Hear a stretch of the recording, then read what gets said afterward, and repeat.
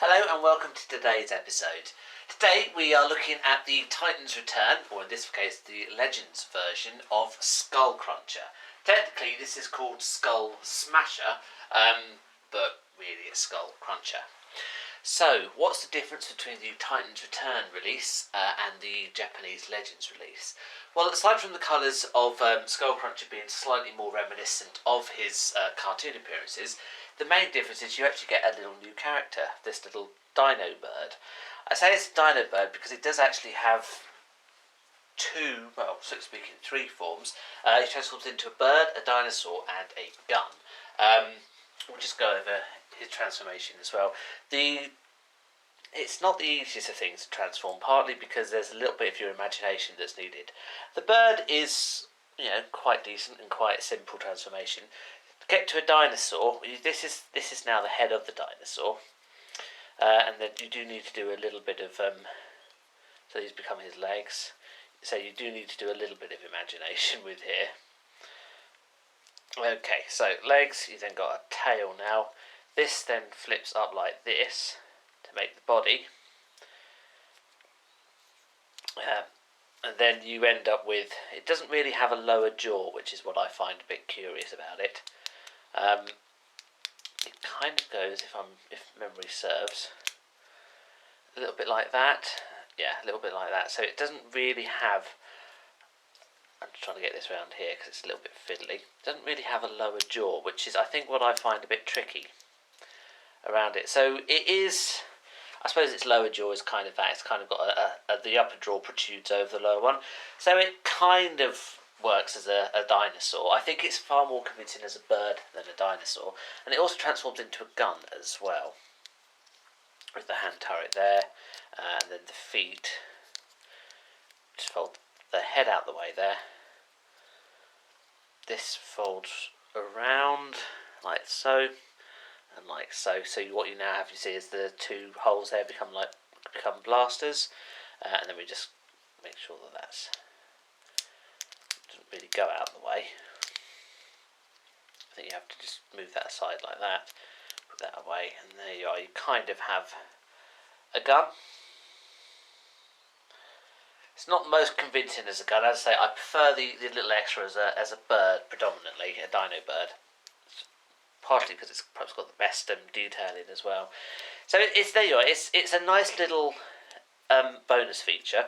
Let's face it, you don't really expect anything. You just expected perhaps different colours. So it's actually the fact that you have a separate little transformer, say most convincing as a bird, that is quite a nice little touch for it. Quite nice to see, and actually that's not too bad a little toy. Just pop the bird to one side. Let's move on to Skullcruncher himself. It's a brilliant crocodile mode. I really like the mouth and the teeth. The fact that the tongue, if you can see there, has actually got some pretty good detail into it. It actually looks like a tongue. It's got good mouth, and it's kind of a soft rubber, so it's a bit bendy. But yeah, the head's brilliant as well. It's got some great details. The scales work. I know this is obviously a mass-produced figure, so it's not a third-party release, but honestly, I think that's got the same level of detail as a third-party release in that form. I'm really impressed with the alligator mode. The robot mode is still pretty good, but this, I think, is the Excel mode for it. So, let's transform into robot mode. Start off by unhinging the tail there. What we now have to do is get his feet and legs out. So this will flip out like that, and as you can see, you've just got very slight fold out bits here for the feet, just like that. Same on this side. I suppose you've got quite a strong bit there for the foot as well. Just move the alligator parts down so you can see it just kind of slots into position like that. So you've got on that side it just nicely in position there. Okay, so as you can see, you've already got the underside with the chest panels, so we just need to make sure that we've got the arms now. The whole head here, this is obviously a fake head because it's a headmaster. Before we move it out of the way, we better get out the headmaster companion. It actually sits in here. I understand in the original release, the headmaster actually sat in his mouth, so he doesn't now, so he's actually got a proper compartment for it. Headmaster out of the way. This then flips back, so it's just on his backpack. The arms now flip down like so. Just flip this part here around, and then the hands are held in the fairly traditional position now. Flip them out. Okay, there we have Skullcruncher's body. Just pop that to one side there, and I will show you the Headmaster companion.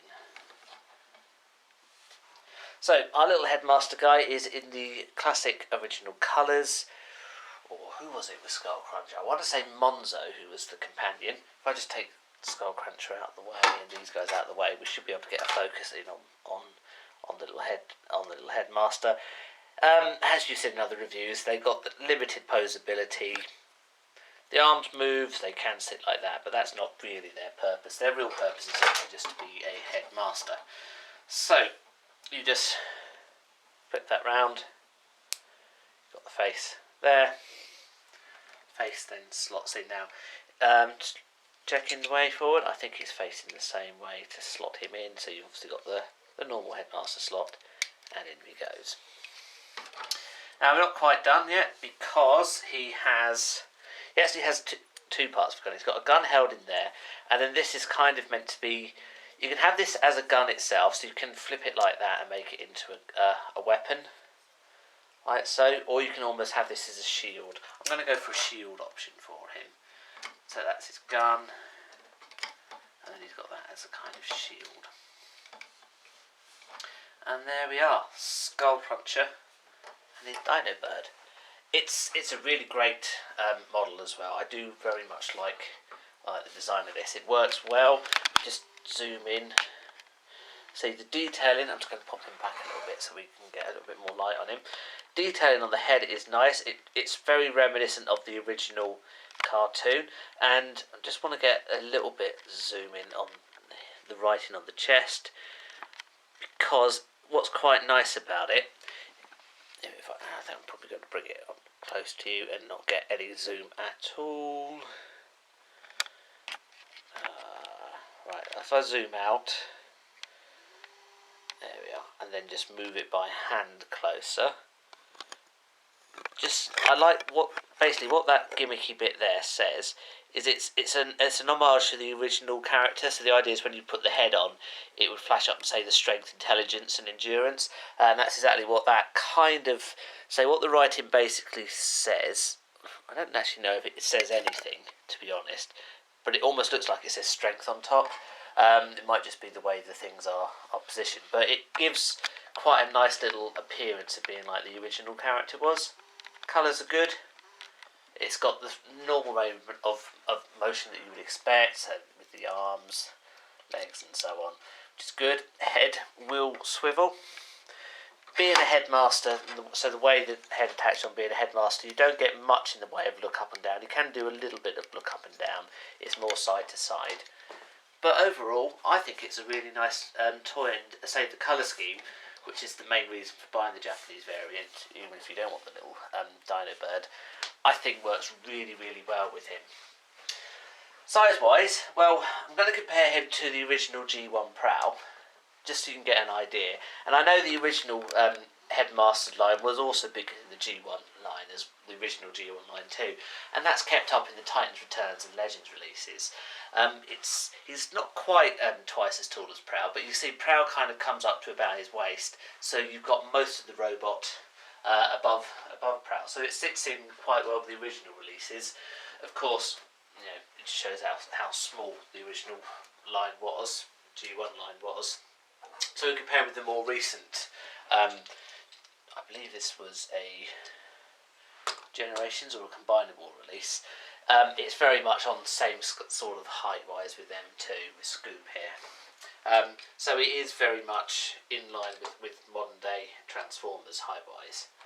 I'm really impressed with Skullcruncher. As I say, it's not necessarily one of the Transformers that I was, really wanting. But actually, I think this release has got some good colours and it works really well, particularly in alligator mode. Thank you very much for watching, and I will see you for the next review. Thank you. Goodbye.